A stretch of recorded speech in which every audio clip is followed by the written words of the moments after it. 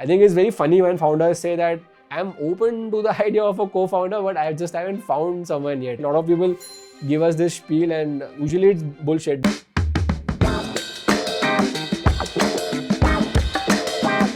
One of the first decisions you take as a founder is, who do I start a company with? Most people usually overthink this. They have a certain perception in mind of somebody who's super skilled or who's at least has 10 years of experience or at least has worked at a Google or is at least an IIM, MBA and so on. But the question is, why would they choose you?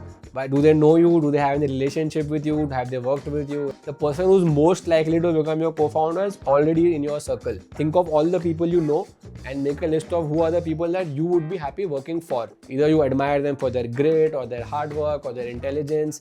Right? You just look at them and feel that this person is 100% going to make it. I'm sure you have a list of at least 2-3 people in your life that you admire like that. It's actually far more likely that they will join you than some stranger. If for some reason they say no and all the 3 people you decide that they were top of your list have decided they don't want to work with you, then it's a bit more painful. But then the method to do this is you go to them and you ask them for 2 other names and then go and pitch them.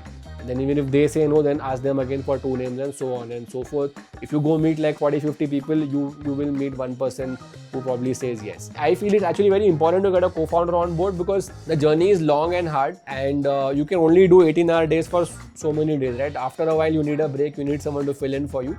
If there are 2 or 3 of you, then the load gets shared equally. One of my mentors used to tell me that when you have 2 founders that really get along, it's not 1 + 1 2, it becomes 1 + 1 10.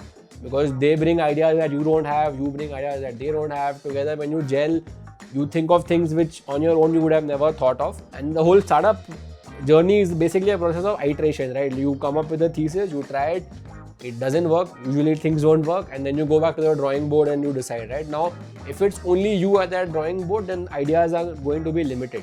The other big advantage of having a co-founder is you have a shoulder to cry on. Things don't go well in the startup. Most of the things you think will happen don't happen. So when you go raise money, you get a no from an investor. When you want to hire an employee, they say no. You want to pitch a customer, they say no. So startup journey is a lot about hearing no, no, no, no, no, right? But when you have somebody else hearing those no's with you, it somehow feels a little less bad and you can sort of take a lot more no's if there are 2 or 3 of you than if it's only 1 of you. Of course, people are different. I've met founders who are like very individualistic. They feel perfectly fine doing it on their own, which is great. If you're that person, that's great. But most people are not like that. And I've realized for most people, if they're doing something for the first time, going on this brutally hard journey, it makes a lot of sense to have a co-founder along with them.